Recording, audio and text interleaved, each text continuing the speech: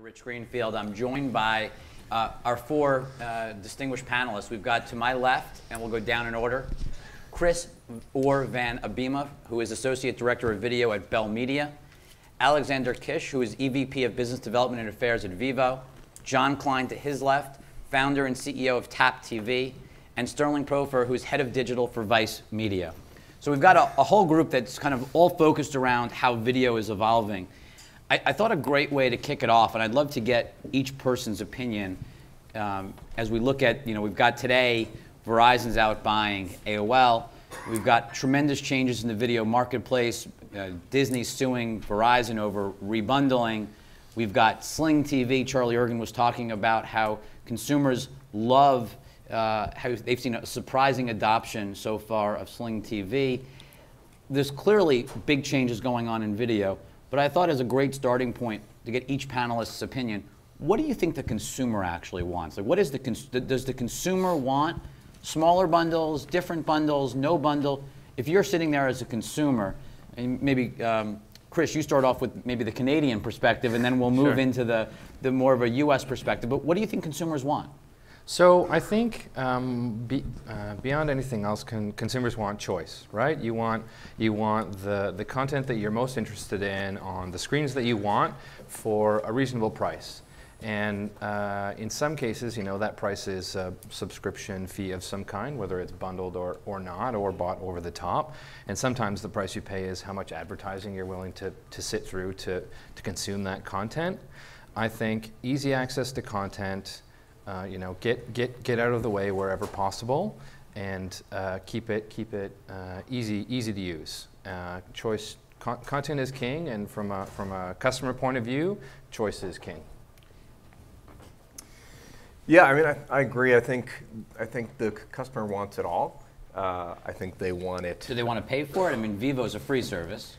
I think there's a willingness to pay, but I think there's a reluctance to pay too much, especially with younger millennial audience who are accustomed to getting more for less or getting more for free. But I think especially as we move to a world where there's already, beyond networks, you've got networks, cable networks, the Netflix of the world creating original content that I think in the same way that, movie fans don't flock to the movies to watch a Universal Pictures release. They just want to see what they want to see. I think we're going to move more and more to a place where, users know what they want. They know they want to watch Orange is the New Black. They know they want to watch Mad Men. But I think they're going to be less and less interested and less patient to worry about, am I getting AMC? Am I getting Netflix? Am I getting Amazon? It's about, watching what they want, when they want, cheap, easy, fast. And I think they will become increasingly more demanding. John, how do you think that fits in? I think they want mind reading. I think they want their devices just to know what it is they want the most. They don't want to be shoved into some predetermined bundle that works for some guy, in Bethpage, making the bundle for them. They just want it to happen. They want it to be like a great boyfriend, or hopefully Jimmy Dolan's watching. Great husband or girlfriend who just understands what it is that they want, because they do understand that the technology now can deliver that on anything. I mean, I'm wearing an Apple Watch. I can get, at least notifications for now. But where this is, where this is, I'm not trying to talk to you here, but and they also, I would say, they want the new and the fresh. They want to be surprised, and that's always been the case in traditional media. But you look at Twitch, you look at Vice, you look at the way that they jump on things, on content approaches that dazzle them because they had never existed before, and yet they become a total bullseye. That's what I think they want. Sterling, your audience is squarely on the millennials. How do you think that audience thinks about video today? What do they want?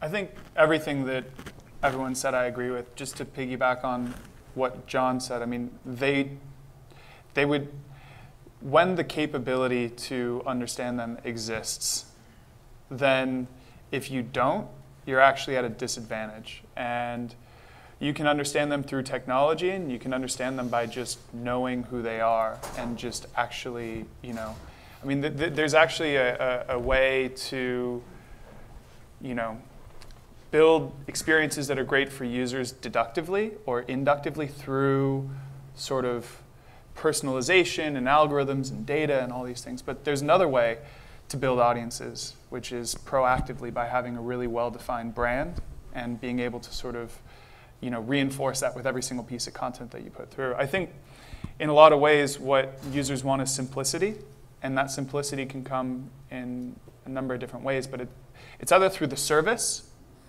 or it's through the brand, right? Because at the end of the day, all of us are going to be reduced to apps. And we're either going to have our own apps or we're going to be piggybacking through someone else's app. And whether that's a web app or a native app on your phone or something on your watch, I mean, at the end of the day, if there's not a compelling reason for the user to dive into that world, then why would they? Well, but you asked, that brings up an interesting topic of this idea of we're moving from a world where people watch channels to they just watch shows. And so in a world where you just watch shows, most channels, you know, let's take an AMC for a second. They have a hit show on the air 1 hour a week, usually, you know, I don't know, probably 30 to 40 weeks a year, one day each week they have a hit show on the air. How are you going to engage people all the time? Like each of you, your challenge is how do you keep consumers using your experiences?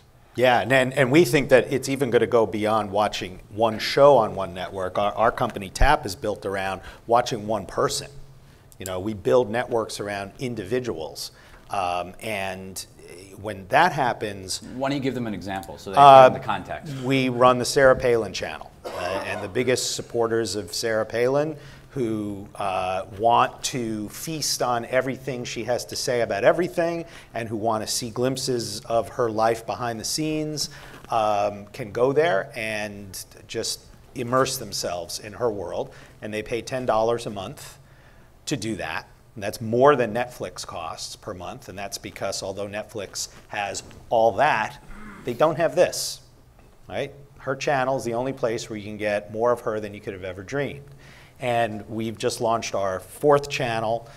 This is around Christian rockers. We're about to launch channels 5 through 8 over the summer, each built around an individual that taps into a community. When you're doing that, when you're tapping into a community, be it a community of music lovers or a community of millennial news aficionados, then it's easier to be top of mind for them. The marketing is the content itself, the product itself. You become a fixture in their life rather than a product that they've bought and they have to remember to use.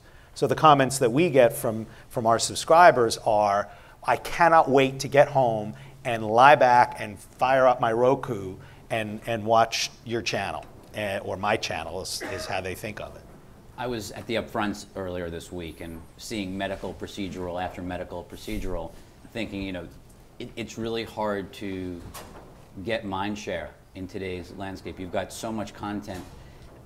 You know, when you think about original content and the need to create a brand, you know, how do you do it in this world? How do you stand out? Because obviously you need people to go, whether it's to a TAP app, to Vice, or whether it's even to drive people to Vice on HBO, or whether you're creating content for Crave. You've got to create stuff that differentiates you from everybody else. How do you all do that? What is the most important thing that people should be thinking about in terms of creating original content or unique content? I'll speak to that one, I guess. So. We very recently launched an SVOD service sold through not quite direct to consumer, sold through our distribution partners, and we have slated not yet launched, but original programming for that service.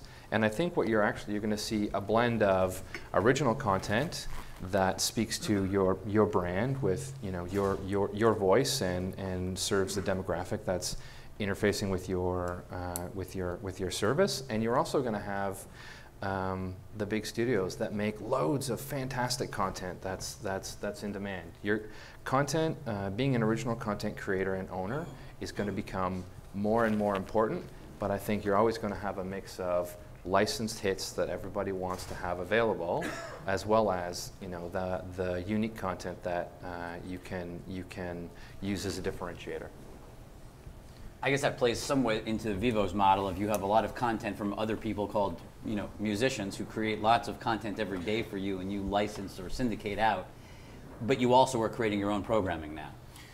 Yeah, and I think for us it's maybe the calculus is a little different because of that, and in a way we can shortcut the process and sort of draft off the artist as brand. So for us, it's on the one hand, a big priority is trying to build the Vivo brand as a meaningful standalone brand that has its own voice. But we're doing that side by side with the Katy Perry brand and the Rihanna brand and the Jay-Z brand. So for us, I mean, some of our program we're able to build in a way as shoulder programming that lives, either in some form as a teaser or as a follow-on to a big video premiere. So if we do, a follow piece about an artist, a behind the scenes, some kind of lifestyle piece, we can kind of draft off the momentum and the interest of fans of those artists. But at the same time, we are also trying to kind of create programming that can stand on its own 2 feet at the same time. So it's a bit of a mixture, but I think we have some advantage there that we can draft off of that other strong brand and kind of understand our audience, and that's a jumping off point for us. And Sterling, if I put it into your context, HBO's got lots of older movies that they put up every day, but they came to you to create original new programming. Why? I think that what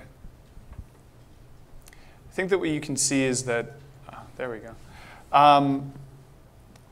The Vice brand is a powerful brand, right? And if you think about everything that we do across all the various touch points that we have, the brand itself benefits from network effects. What I mean by that is the more content we put into the Vice brand, the more powerful that brand becomes. And I think that what we've seen with HBO, which has been absolutely incredible, is that the weekly show that we've done with them has been an incredible success. I mean, both from an audience and from an award-winning standpoint. And Plepler said it best when he said that he's not in the news business, he's in the Vice business. And that says a lot in terms of the power of the partnership that we've built together, and the value that HBO sees in that. I think what Vice does really well when you talk about captivating or capturing the imagination of the audience is you've broken the mold in terms of how you tell a story about what's going on in the world. And you've done it fearlessly and consistently, and every story is different, but it speaks to an overall experience that one can expect when they go to Vice. But John, there's also an authenticity, right? Yeah. That you're after as well, and what you're trying to do. Yeah, and where I learned about authenticity was when I was 20 years ago I was executive in charge of 60 Minutes. And that meant mostly I was approving their flights on the Concorde. I really didn't have much need to be involved. Hopefully the audience knows what 60 Minutes still is. Editorial. They're still great. I think they've done an amazing job updating that show. But at the time, you had the Mount Rushmore of journalists. You had Mike Wallace and Morley Safer and Ed Bradley and Don Hewitt, the genius who invented it. And I asked him, well, so how do you decide what's in the show? He said, I don't decide, Don. He said, I don't decide, they decide. And they decide what stories they do. He said, I never have assigned a single story on 60 Minutes because I have these guys. And these guys are doing the stories they care most about. And lo and behold, it's the most successful show in the history of television. Not just news show, single most watched show ever in the history of the medium. And so I've taken that away with me at TAP and said, all right, well, what do our stars of our channels most want to talk about? That's what their channels are about. And when you do that, you attract the super fans who care most about that person and that point of view, and that's what gets them to pay. And I think Vice does the same thing in their way, listening to or giving vent to the voices of multiple journalists who could not otherwise get on traditional news programs. But do we have to rethink what it means to be successful? I mean, we live in a world where I traditionally think of you get to 100 million subscribers or 80 million plus subscribers, and you're a successful cable network. Glenn Beck has, I think, 400,000 subscribers. WWE has 1 million subscribers. Are we redefining what success is in the video business? Sure, because those two examples you use, I mean, Glenn is incredibly profitable at 400,000 subscribers. Imagine an ad-supported vehicle, property in the digital world could not make a dime off of 400,000 users. And a television show on cable that had 400,000 viewers would soon find itself a digital show.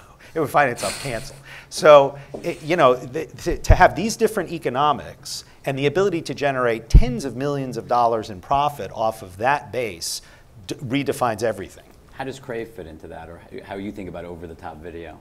Yeah, so we're not. So over the top it's a unique opportunity for us, right? So in Canada, you've got number one, you've got more TV subscribers. We talked a little about this before. More households subscribe to TV than broadband. So for us, when we were bringing Crave to market, from a distribution point of view, it made more sense to go with the bigger base. We pay a lot of attention to how consumers are watching and how they like to get their content. Direct to consumer is something that we talk about frequently. No immediate plans for that, but for us, we went with, we can get this to the most people, leveraging our existing distribution, and it's been very successful so far. I think I answered your question. And how does that, I mean, when you think about that versus Netflix in Canada, how does Netflix compete with you? So they don't. So we have lots of original. We both have lots of original content. I think that you have a mix of folks who, there's cord shavers or cord cutters, but a lot of the time you have someone who has full cable package, adds Crave TV, and subscribes to Netflix. They're TV and movie lovers as opposed to the cord cutters. Netflix has a great product. They kept it simple. They keep the content, out front. That doesn't mean they're necessarily replacing all of the content that people are already consuming. Should Vivo have a subscription offering? I mean, does it make sense to be a subscription business, or can you live in an ad-only world, which is, you've been there since the very beginning. It hasn't evolved yet into a subscription business, but should it, I guess, is the question. Or how do you think about the pluses and minuses of what John was even just talking about? Yeah, I mean, it's a question. It's something we wrestle with from time to time. I guess it remains to be seen. There are, for us, to date, we've been able to be pretty successful with a pure ad-supported business. And I think hand in hand with that, you could sort of have a ubiquity as a goal at the end of the day. I think where should we transition or create an SVOD, a paid service, I think you need to start looking at, suddenly ubiquity may work against you, right? And exclusivity becomes more important, and kind of picking and choosing where you go and what your on-ramps are. So today it's been about creating as much ubiquity, as many on-ramps, bringing the content as available as widely as possible through YouTube, through a host of other partners and apps and so forth. Glenn Beck's gotten onto TV, at least on a couple of different distributors. We've seen Maker Studios get onto the Sling platform. Does it make sense as we get what we like to call virtual MVPD? Should Vivo be a channel just like MTV is a channel? I mean, is there any reason why Vivo shouldn't be, in a sense, a linear and on-demand channel in a virtual MVPD world? No, I think it makes total sense. I mean, I think we already are to some degree. I mean, we have, as part of our core service today, we've got what we call Vivo TV, which is a set of linear channels that really functions as, it's fully programmed one-to-many, which is, accessible on Roku and Apple TV and Samsung and the like, and actually on Dish's own set of apps. So I think there's an easy transition, to become a full set of channels that lives along on demand as well. I think it's not a big jump. It's a fairly nuanced transition, I think, today. John, do you want a Sarah Palin channel on Sling? Yeah, Ideal world? Sure, that'd be great. All of these new packagers open up all kinds of new possibilities, and they come to us too, looking for original content that can be exclusive to their services. I'm not saying Sling specifically, but if you're introducing a new bundle or a new distribution system to consumers, of course you want unique original content. That's what HBO did in turning to Vice, and that's what's happening now. We ought to build a Vivo paid channel, and you know, there could be the Rihanna channel, and there can be the Jay-Z channel, and what happens when you go from free ad-supported to paid subscription, your content offering gets more specific. Therefore, it does weed out. It becomes, you know, it disinvites a lot of folks. But in doing that, it really dazzles the people who decide to come in, because you can really target your offering. And specificity is the friend of content companies in this world, and generalism is the enemy. There's a great Simpsons episode where I think Homer sits down in the movie theater and the ads come on before the movie, and he yells out, I just paid to see the movie. I have to watch ads. What is this, like Hulu? And you know, yet we live in a world where video subscription and advertising have kind of always lived together. Do you think that in the new world of these kind of micro subscriptions or smaller subscriptions, should there be traditional advertising, or you know, where does advertising fit into this equation? We're seeing some phenomenal opportunities. We're creating some really interesting sponsorship opportunities within the subscription Meaning world. not 30-second spots. No, I mean, so much better and so much more, we think, appealing to end users. We haven't rolled them out yet, but we're about to. But as you start to think about opportunities to translate passion for a person or a personality into passion for a product in an organic way, there are dozens of approaches that you can take that we don't think are going to be offensive to subscribers, and instead we think it's actually going to provide a service to them. And we're talking about not only messaging within the media experience, but real physical on-the-ground opportunities for sponsors to interact with subscribers to the channel. Because when you know your end user, and your end user feels that you know them, well, then introducing a sponsor into the equation becomes a lot easier, because you can be very specific about the offering. Or go ahead, sorry. Yeah, so do you think that that's, is that double dipping at all? You're already getting them to pay X number of dollars per month for access, and then you're going to layer in, don't worry, it's not really advertising, you're going to like it, but it's still advertising. Yeah.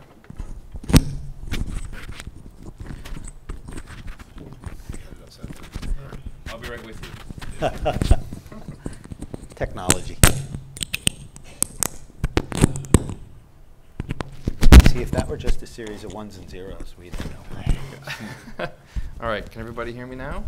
Double dipping, you were saying. Yeah, double dipping. So is it pose a question, I guess. Is it fair to charge the same price for Sarah Palin fans that are going to view advertising or not view advertising?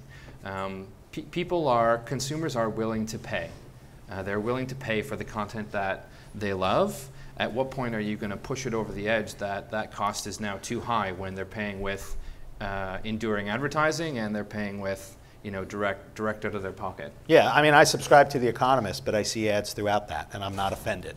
So that bridge has been crossed. But the question in our world is, how intrusive are the ads that you do versus how useful are they?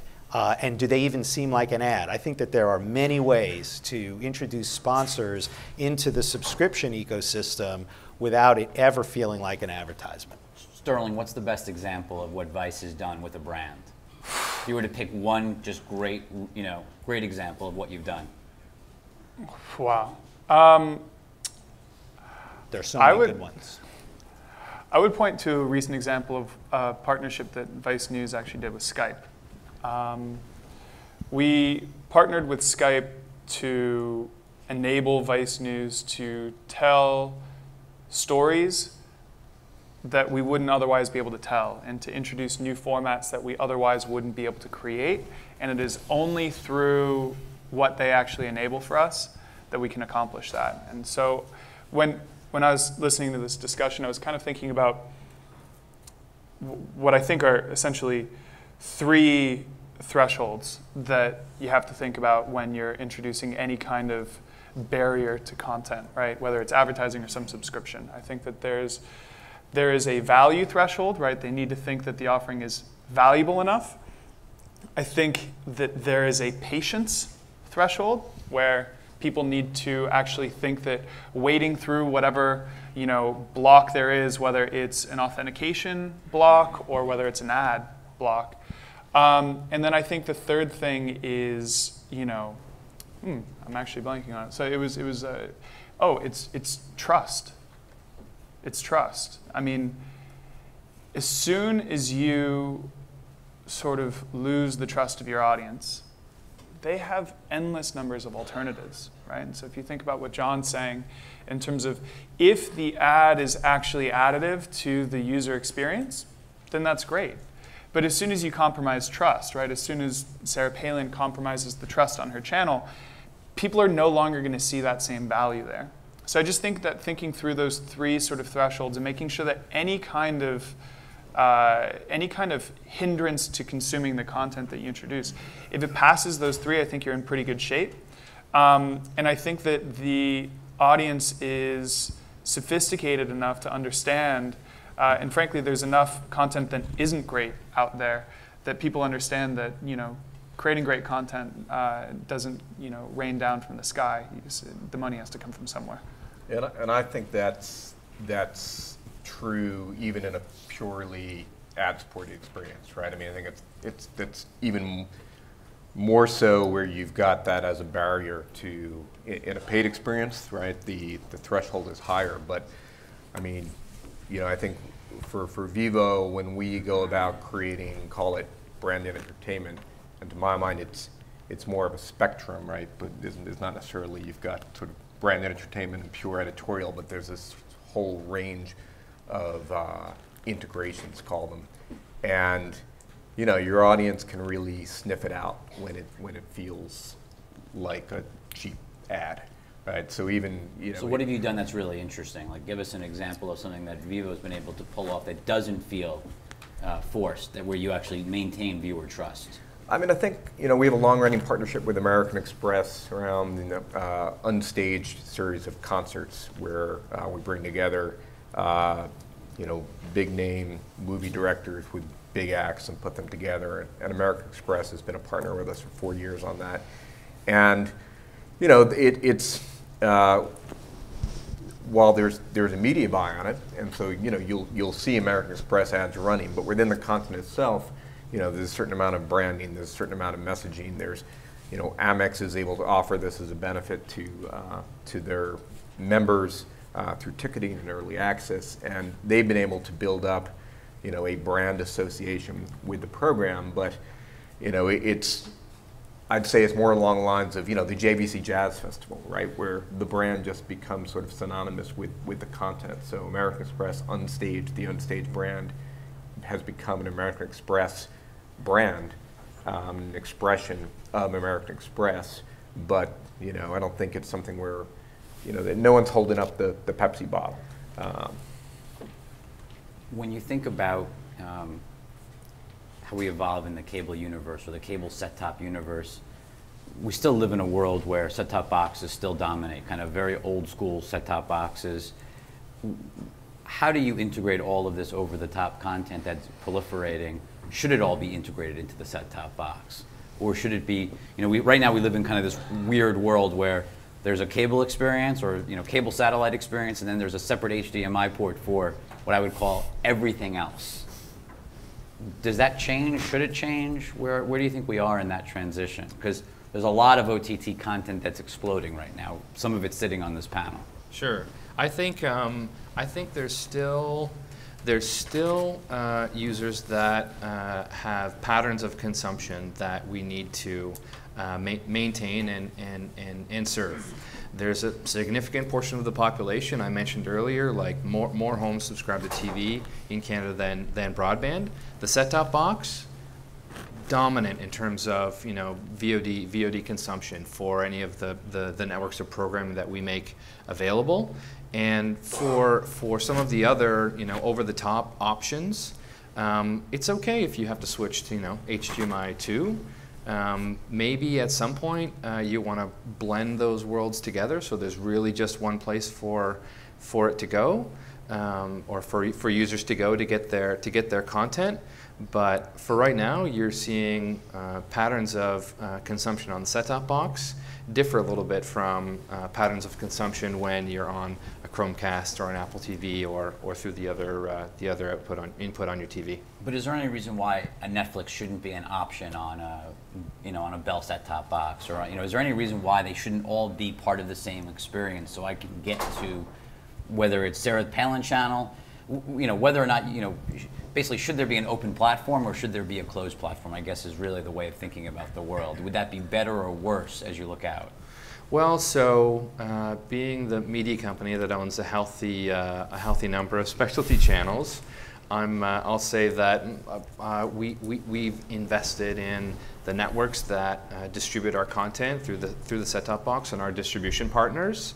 And there needs to be a pretty compelling reason for us to open that up to others.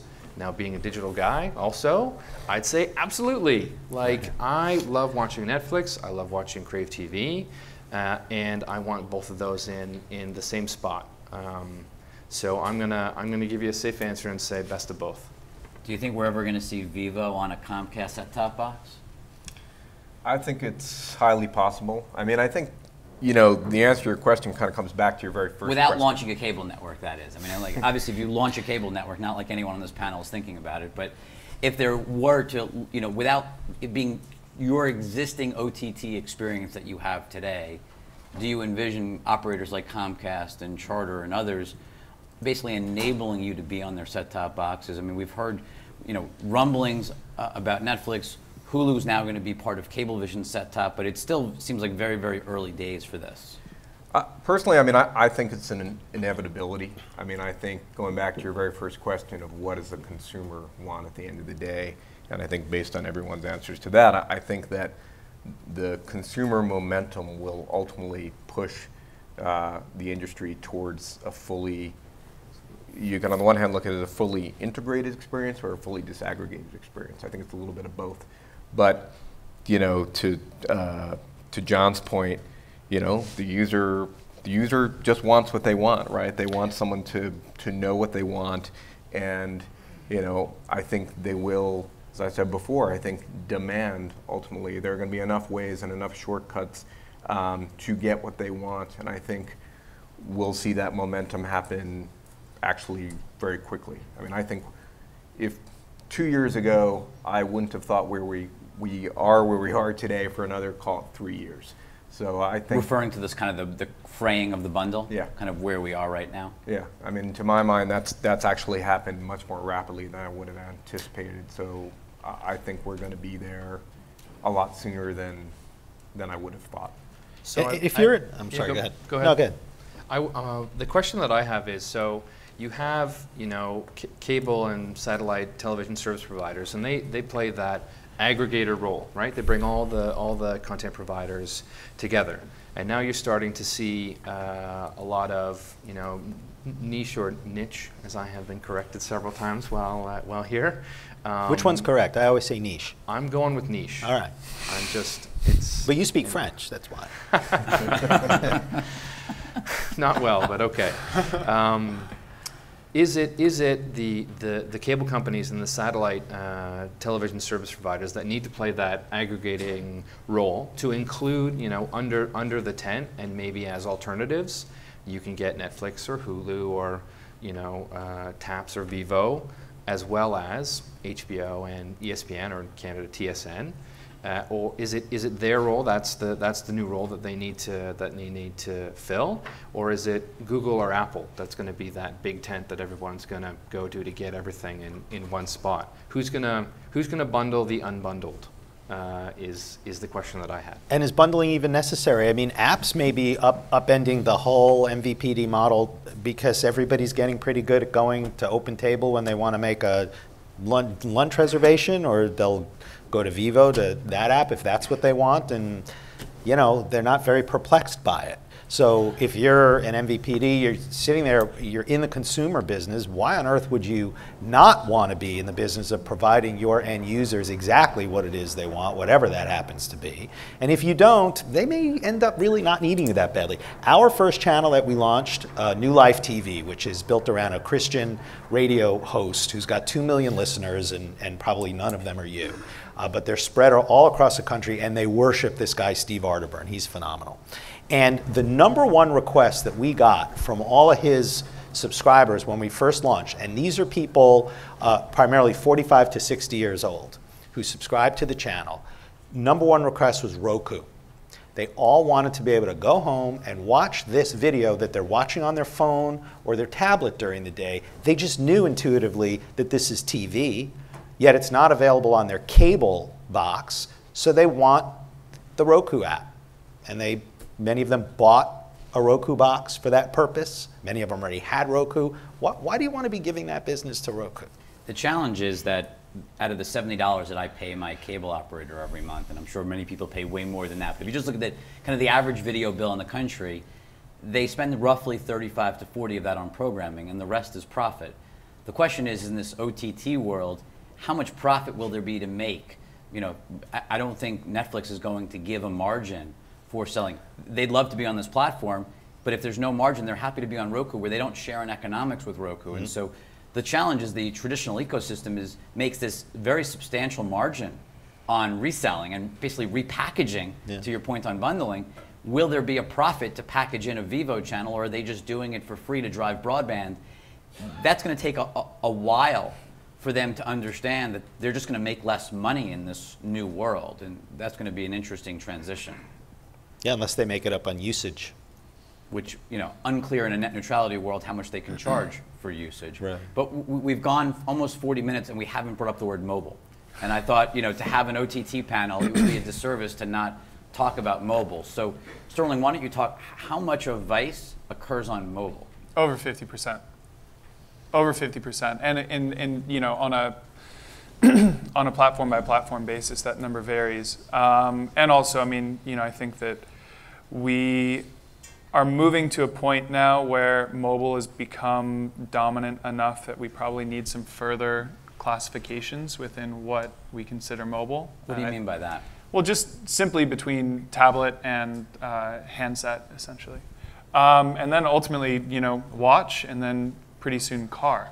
So, I mean, we're going to need to get fairly dynamic, because ultimately what we're talking about is we're talking about different moments and different instances for users, but more importantly, it's about find me the nearest, biggest screen, right? And a lot of times, you know, I mean, I was watching, last night I was watching the Grizzlies versus the Warriors, right? And I was watching that on my phone because I was on my way home. As soon as I got home, I have cable, I turned on the TV, put on TNT, and there it was on my big screen. And But do you think that's true for the millennial generation, where I feel like many of them actually prefer the smaller device because it's more intimate and personal, whether that be a laptop or a phone? It depends on, you know, it gets very, it's all about creating the best experience on whatever screen is available. In some instances, you're going to have more than one screen available. And then the question is, if you have a focal point around one piece of content, let's just call it one show, how can you create the best experience for those users, right? And if the sort of primary, let's just say you're in an instance where you're at home and you have a mobile phone and you have a TV at home. And regardless of whether you have cable or you don't have cable, if you have an opportunity to put that beautifully shot show onto a TV screen, I think if it's easy to do so, you will. And the question is then what becomes the role of mobile and a mobile device, whether it's a tablet or a handset, in that world, right? Because a mobile device in the home is still a mobile device. you're just in the home. And so building great experiences that translate across screens is most important. But building a content ecosystem where you can understand the nuances and the benefits and the power of individual screens gives you an opportunity to build a more robust, sort of richer content ecosystem, hopefully giving an opportunity to create more value for the audience. You know, from our standpoint, we have our own Vice-branded apps, and Vice content is available through any number of third-party apps.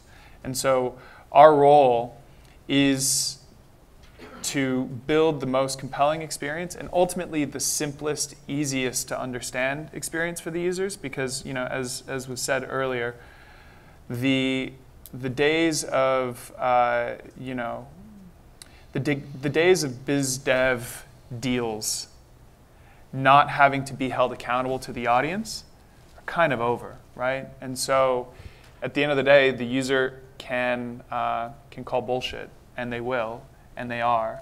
And so it's just important for content owners and distributors alike to work together constructively to ensure that, you know, I like to say at least, that the audience has a seat at the negotiating table. Vivo follows me everywhere, I assume. How does Vivo look on a mobile basis? Well, I mean, like Vice, it's well over 50% of our usage is mobile. But again, it's mobile, tablet, those definitions kind of meld together a bit. I mean, I think, you know, today the experience is largely the same. I think it's definitely something we are trying to be cognizant of. You know, there are, on the one hand, on the big screen, I mean, we pride ourselves on the richness and high quality of the content, and it looks amazing on a big screen. But is that still a very small percentage of views, meaning the TV, whether it be Roku or TV apps, is that still a very small business today, although growing fast? It's small, but growing really rapidly. I mean, and actually for us, it's interesting because off of YouTube, our own apps, it's actually the biggest part of our platform. Sorry, just explain that. So if you leave the YouTube ecosystem, Yep. the biggest place where the Vivo experience itself is being consumed is on the TV through a Roku or a smart TV app. That's right. And is that from total viewership or time spent? From time spent. So yeah, I mean, a big part of that is engagement is, you know, nearly 10x what it is Exactly. on mobile. Session time over the Right. top can be. Right. And interestingly, session time on mobile Especially versus for videos, I would think. You just put them in a playlist Yeah, and you keep exactly. going, right? But session time for mobile over desktop is actually about 3x, which it's kind of counterintuitive. It's surprisingly long, though. Right. Yeah.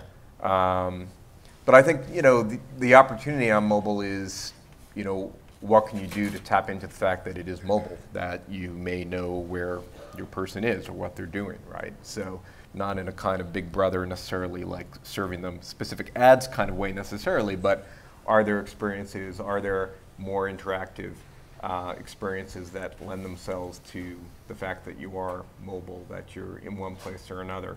Well, I assume conceptually that's why AOL was just bought by Verizon today. Whether it makes sense is another story, but I assume that's the concept behind that transaction. Perhaps. Perhaps. With a smile. There are 100 million people in this country, the US specifically, who are spending $65, $70 a month for multi-channel television. I'm sure you could give in a second the numbers for Canada. But I'd love to get, before we take questions from the audience, whether it's no longer subscribing to a bundle or taking a smaller bundle, where do you think that 100 million is in 5 years?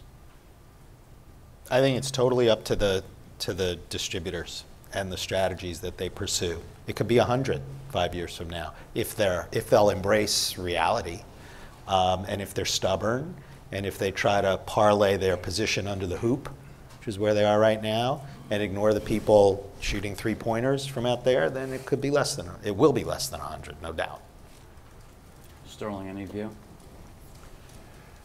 I think that I think it really is going to be a function of the business strategy that they take, but I think it's also going to be a consequence of the sort of assets of each company, because some, And I can get HBO now with your great content on it directly to my phone for $15 a month and get all of your YouTube content on your apps or all that for nothing. I mean, that's a free business with advertising, obviously. But that's a lot cheaper than what I used to have to spend to get HBO, where I had to spend $65 plus $15. yeah, and it all depends on, you know, the specifics of what the user really wants and what to a user constitutes a rich enough, you know, content ecosystem for them. And just to what I was mentioning earlier, I mean, you gotta think that some of these distributors own the pipes in the ground. Some of them own wireless networks. Some of them own both. Some of them own content, right?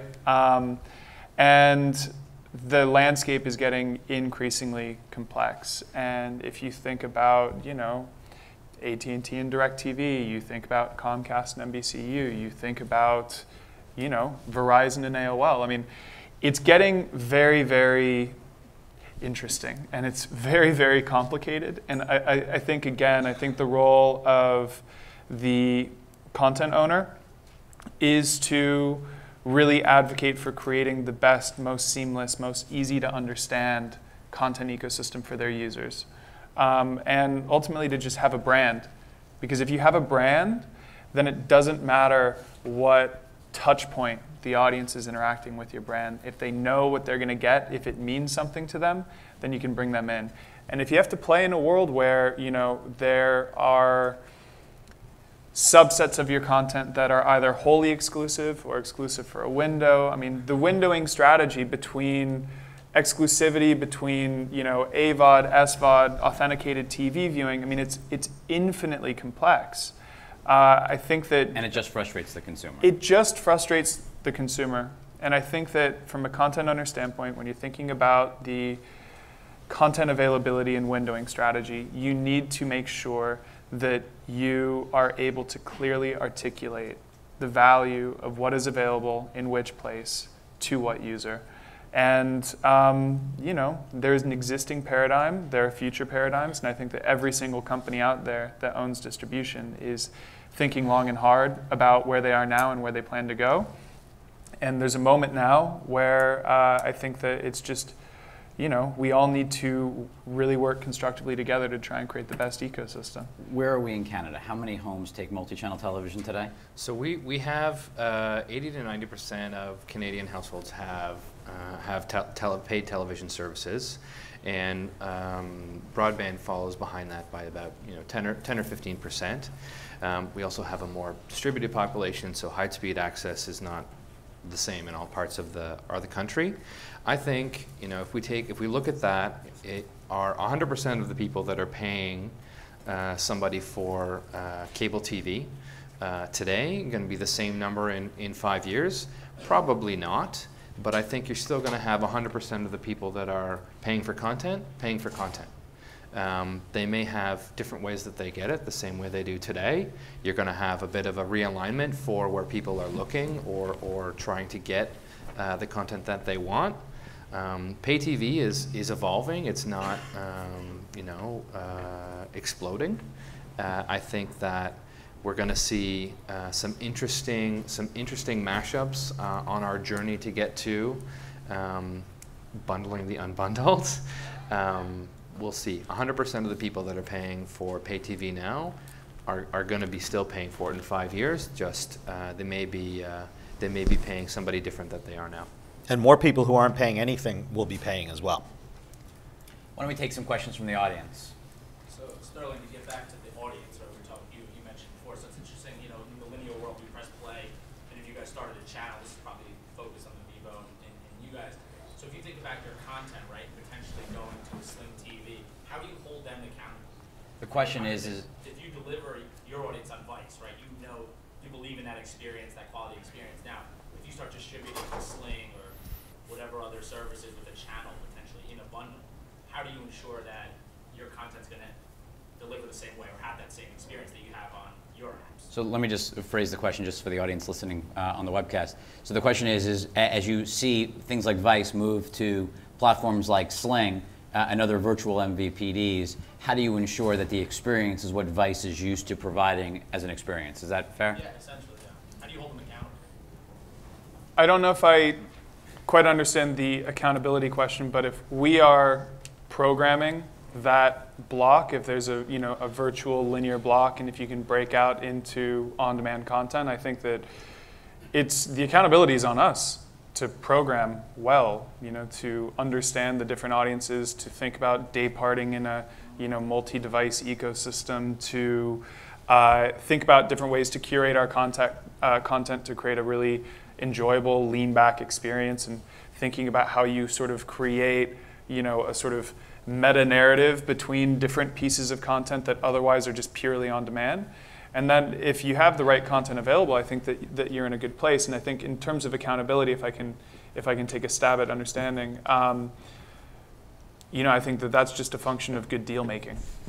Yeah, no, I guess what I'm thinking is more of you putting your content on their application, and your audience expects a certain kind of experience from what they've had before. Yeah, I mean, so to the question of, just to repeat it, that the audience expectation of a consistent experience of the Vice brand. The way that we think about digital multi-platform distribution is we do want to ensure that there is some relative parity in the content offering across multiple places, because if someone is a fan of a particular show and then they go to another platform with the intent to consume that, in the same window, by the way, so ad supported, let's just say, there should be a reasonable expectation that that content is available. And if, as a user, I'm going to different places and I can't find the thing that I'm looking for, but I'm still in the Vice ecosystem, I'm likely not to blame Sling, I'm likely to blame Vice. And so I think that especially as you think about, any media company with a Twitter account is in the customer service business, right? And as you start thinking about things like subscription products, and as you start thinking about multi-device distribution, that's only going to get more and more complicated, right? And so I think that, to borrow the lessons of some other industries, the best customer service strategy is to have a really good, well-defined, and consistent product, right? And so if we think about a consistent offering across multiple touch points, I think that you can largely, stem whatever negative feedback you may have come back based on, if you start getting into, well, this show is going to go on this thing for just that. And if you don't clearly explain that to the user, up front, you're going to have to explain it to them on the back. Other questions for the panel? Anyone? In the back? What do you think will happen to the linear channels that are not primary stations that get bundled along with, big Comcast bundle? Let's talk about other struggling properties like Web Channel or others. What are those smaller channels going to do? So How are they going to fit into let me just repeat that. So the idea is, in a world where there's lots of channels, there's obviously big ones like ESPN, there's big ones like ABC and CBS, but there's literally hundreds of smaller networks. We could take, whether it be think the American Heroes Network, which is part of Discovery, or it's probably you could even say VH1 still exists on TV. What happens to all of the smaller channels that are out there relative to this huge over-the-top creations that many of you are working on? John's nodding his head, so why don't you start? They're in a tough position because their cost structure is so out of whack with the cost structure in the over-the-top world, for starters. So they're just spending a ton more money just to keep going, and it doesn't bode well for them. If they're lucky, necessity will force them to come up with hits. My co-founder, Jeff Gaspin, when he ran VH1, came up with pop-up videos and Behind the Music and put them front and center. And when he ran Bravo, which was one of those also ran networks at the time, he came up with Queer Eye and Project Runway. So great content at the end of the day. Yeah. I mean, at least relative to the consuming audience for that channel. That's right, and you can get that content in front of audiences in many more ways than you were able to 20 years ago. I want to hear your thoughts. I was thinking the same thing. No, look, I think That's why I was nodding at you. No, I mean, look, I think the challenge is that we've lived in this world where the bundle has allowed lots of weaker entities to be pulled along, and consumers have ended up paying for things that they never really wanted or watched, and they never had a choice. That's why I think what Verizon's doing, whether it's contract legal or not, we could certainly sit with a dictionary and read the definition of a tier versus a customizable base package. The court will figure that out. But the idea that there are lots of channels that the consumer doesn't care about. I mean, if you're not a sports fan, do you care about having 5 RSNs in LA and ESPN and Fox Sports and NBC Sportsnet? The answer is clearly no. There are so many channels that you are forced to take, and I think there is a perception that, well, it won't be any cheaper if the bundle breaks, that you'll end up spending the same amount of money. I'm not sure that's so bad for the consumer. Even if I don't think it's about saving money. I think it's, if someone mentioned earlier, we all customize our phone screens, we all customize our tablet screens. People like customizing, and I think they like having control over the experience versus being forced that says, here's the menu, you're going to eat what's on this menu, and you have absolutely no choice if you don't like what's on the menu other than not eating at all. I think we're in a world where that's just not acceptable anymore, and especially because there's so much other content away from the experience that all of you are working on or creating, that I think it's going to be very, very challenging for these smaller players. They're going to have to figure out how they either create great content, or I think they're going to cease to exist, or at least be far less profitable than they are today. I think that'll probably be the ending comment, is that you're going to lose a lot of profitability. Probably an extension of that, but I mean, the tier 1 cable operators in the U.S., they've got 400 or 500 channels that they push around, and personally I perceive there's going to be a fallout of those thematic channels, those ones in the middle that are kind of theme-based, fallout from the main programming line up to over the top. And I just wonder if with people on the panel, do you see yourselves as maybe being catcher's mitt for some of those, and that migration going directly to established platforms and growing what you have to offer? Let's turn this around for 30 seconds. In the room, just raise your hand if you are passionately a fan of ESPN. Couldn't live without ESPN. Raise your hand. Okay, put your hands down. Less than half the room, maybe half the room. Passionate about the Discovery Channel. Passionate about Lifetime. No one raised their hand, just for everyone who's watching. I don't think there's actually a hand up, but passionate about, I don't know, MTV. Bad, it's kind of probably too old of an audience. Take another one. Food Network. Couldn't live without Food Network. Less than a quarter of the room. Like, that's the problem, right? Is that there's just so much. There's so many channels, to your point, that the average person doesn't need. What happens in that universe, that shakeout that you're basically raising the question? Yeah, and if they fall out, do you see yourselves maybe being able to catch those and really blossom your own portfolio? Are there subscription dollars available for Vivo or for Vice or for Tap or for Crave is essentially, I think, the question. Well, I think the pressure's already kind of coming the other way, right? I mean, you've already got, in a way, the HGTVs and the Food Networks live on YouTube in another form, in another name, right? You've got, this just plethora of content out there, especially for specialty areas, for niche areas, whether it's cooking or military or, making, right? I mean, so I think one of the reasons is, to your point, I mean, these are just drag-along channels. I mean, forget MTV. What about MTV Hits, MTV Jams, VH1 Classics?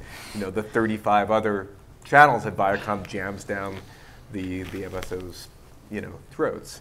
So on the one hand, you've got, from that side, the fact that, users are forced to buy these and don't really care. But there's pressure from the other way, because there are already, thousands of other creators who are out there creating channels and gaining subscribers and we haven't talked much about YouTube, but I mean, it's become this launching pad for cheap talent.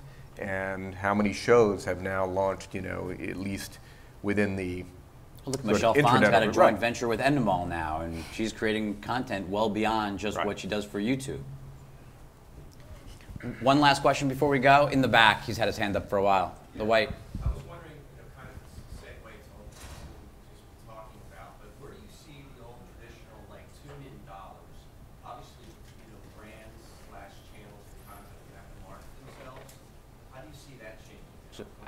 So for brands that want to drive immediate reach for their brand or for their message, the live experience, what happens to live in the world that we're talking about?